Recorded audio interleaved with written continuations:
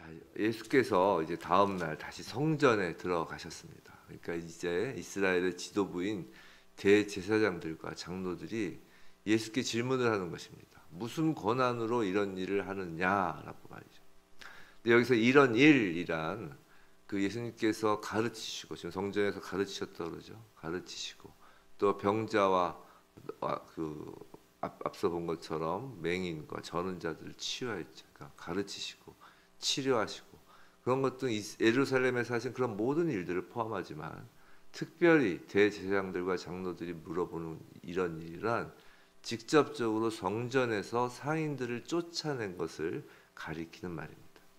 예수께서 상인들을 성전에서 쫓아낼 그 권한을 누가 주었는지 지금 예수께 물어보는 것입니다. 왜냐하면 그 성전 마당에서 그런 방식으로 그렇게 상인들이 이용할 수 있도록 상인들에게 허락하는 사람들이 바로 지금 질문을 하는 대제사장들과 장로들이기 때문이죠. 그들은 나름 합법적으로 성전에서 매매할 수 있도록 허락하는 권한을 자신들은 하나님께 받았다고 생각하고 있었을 것입니다. 그래서 그 권한을 하나님께로부터 받은 그 권한을 이제 상인들에게 베풀었다고 생각하는 것이죠. 반면에 예수에게는 그들이 아무런 권한을 준 적이 없습니다. 뭐 대제사장 어느 누구도 장로 어느 누구도 예수에게 그러라고 권한을 준 적이 없다라는 거예요. 따라서 이 질문으로 그들은 예수의 활동을 이제 예루살렘에서 제재할 근거를 찾고 있었습니다. 또한 예수로 인하여 손상된 그 유대교 지도자들의 그 손상된 권위를 회복할 수 있겠다라고 생각한 것입니다. 그러나 예수님의 대답은 오히려 역공세였습니다.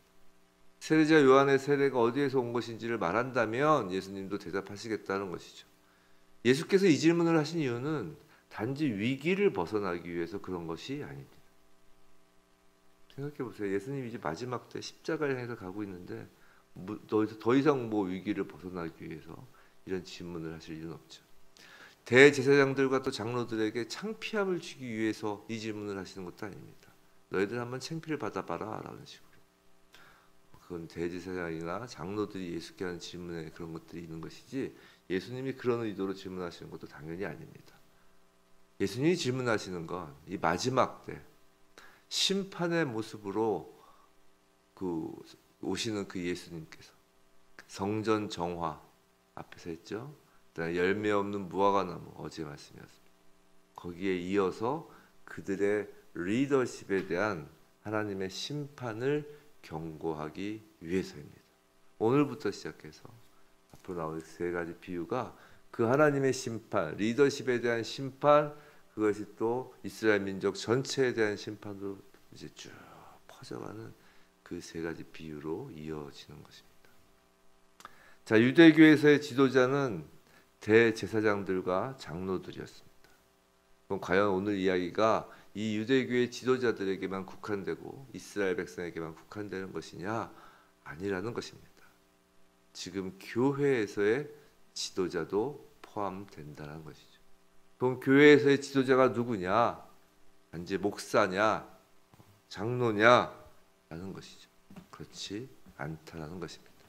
모든 교회에서의 지도자는 모든 성도이어야 합니다. 왜냐하면 하나님께서 친히 말씀으로 우리 모두에게 왕같은 제사장이다 라고 하셨기 때문입니다.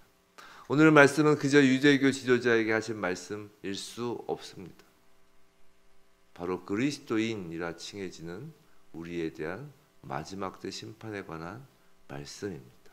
우리들의 리더십에 대한 말씀이죠.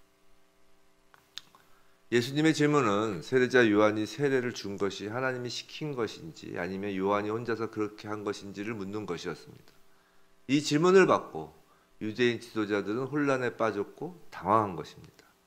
그들이 요한의 세례가 하나님에게서 온 것이라고 하면 그들은 예수께서 메시아라는 것을 인정할 수밖에 없습니다. 왜냐하면 요한이 이 사실을 분명하고도 틀림없이 증언했기 때문이죠. 하나님이 요한을 통해 말씀하신 것이라면 논란의 여지 없이 예수께서는 하나님의 기름 부음을 받은 자가 되는 것입니다. 반대로 지도자들이 요한의 세례가 하나님에게서 왔다는 것을 공공연히 부인한다면 백성의 분노를 살 수밖에 없었습니다. 백성은 요한이 하나님이 보내신 사자라고 확신하고 있었기 때문입니다. 지금 유월절을 지키러 온 백성의 수가, 이스라엘 백성의 수가 셀 수 없이 많은 상황에서 유대교 지도자들은 사람들의 눈치를 볼 수밖에 없었습니다. 그리고 잠시 후 그들은 가장 어찌 보면 비참하다고 할 수 있는 대답을 하는 것입니다. 우리가 알지 못하노라 라고 말입니다. 그들은 스스로를 심판해버리고 만 것입니다. 왜냐하면 그들은 알아야 했습니다. 그것이 그들의 의무이기 때문입니다. 지도자들은 참 예언자와 거짓 예언자를 분별하는 것이 그들의 책무이기 때문입니다. 그런데 그들은 전혀 구별해낼 수 없다라고 하는 것입니다. 그들 스스로 수치스럽고 비천한 자리로 자기 자신을 몰아넣은 것입니다. 심판의 자리로 말입니다. 그들은 가장 안전하다고 생각하는 편한 자리라고 생각했지만 그들의 앉은 자리는 가장 위험한 심판의 자리가 되고 만 것입니다. 성도 여러분, 마지막 때 우리는 원칙을 고수할 것인지 아니면 편리함, 편의, 안전한 것을 추구할 것인지 결정하여야 합니다. 원칙보다 편의와 안전을 추구하는 자는 무엇이 진리입니까? 라고 묻지 않고 무엇을 말하는 것이 안전한 것입니까? 라고 묻게 될 것입니다. 안전을 추구하는 사람은 진리 앞에 침묵하게 될 것입니다. 편의주의에 빠진 사람은 대답을 잘 알면서도 대답하기 두렵기 때문에 나는 모릅니다 라고 불완전하게 대답할 것입니다. 마지막 때 세상은 더욱 혼란스러울 것입니다. 겉으론 평화롭고 안전해 보일지라도 진리의 영역에서는 흑암이 덮은 것과 같을 것입니다. 어쩌면 지금이 그 때입니다. 무엇 하나 명확해 보이는 것이 없습니다. 진리가 없는 것이 진리라는 그 말장난 같은 것이 각광을 받는 시대입니다. 절대 진리를 부인하고 각자의 소견대로가 판을 치는 시대입니다. 목소리는 분명히 크고 많은데 진리의 소리는 희미해지는 시대입니다.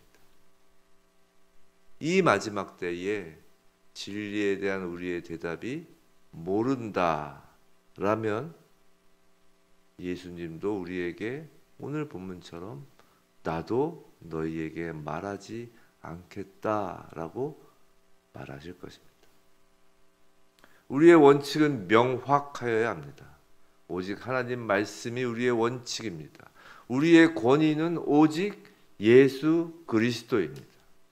예수님의 권위는 하나님에게서 나온 것이며 유대교 지도자들은 이것을 거부하였습니다. 만일 지금도 우리가 사람들에게서 다른 권위를 찾거나 나 스스로의 권위를 내세운다면 우린 늘 불명확할 수밖에 없습니다. 진리는 오직 하나님 안에서 예수 그리스도 안에서의 권위 아래서만 있기 때문입니다.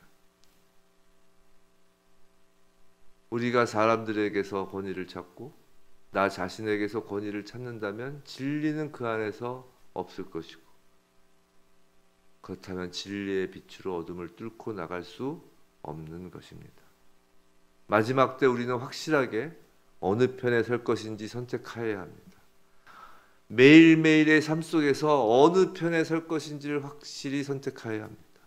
하나님 편에서 하나님의 권위 아래에 설 것인지 아니면 사회적 지위, 재력, 육체적 건강과 같은 세상의 권위 아래에 설 것인지 말입니다. 둘 사이에 어정쩡하게 껴서 어정쩡하게 서서 모른다고 하는 자는 리더라 할 수 없습니다. 둘 사이에서 어느 편 리더가 되기를 원하는지 우린 정해야 합니다. 가운데 끼어 있는 것은 리더가 될 수 없습니다. 그리스도인은 모두가 하나님 나라의 리더라고 하였습니다. 하나님 나라의 리더로서 오직 하나님 말씀만을 원칙으로 하고 사람들을 천국으로 인도하는 그리스도인이 될지, 아니면 세상 나라의 리더로서 사람들의 입맛에 맞추는 리더가 될지 선택하여야 합니다. 하나님은 분명히 마지막 때에 양과 염소, 알곡과 가라지를 나누며 심판하신다고 말씀하셨습니다. 이것은 교회 밖의 문제가 아니라 그 나누어짐은 교회 안에서가 먼저입니다. 선명한 복음, 선명한 기준이 절실한 때입니다. 우리의 삶 속에서 말입니다. 부디 저와 여러분 모두 하나님이 임명하신 제사장으로서 하나님 아버지의 권위 아래에서 나는 모른다가 아니라 참된 진리이신 예수 그리스도만 붙잡고 나의 삶과 권위에 오직 예수만 드러내는 하나님 나라의 리더가 되길 주님의 이름으로 축원합니다.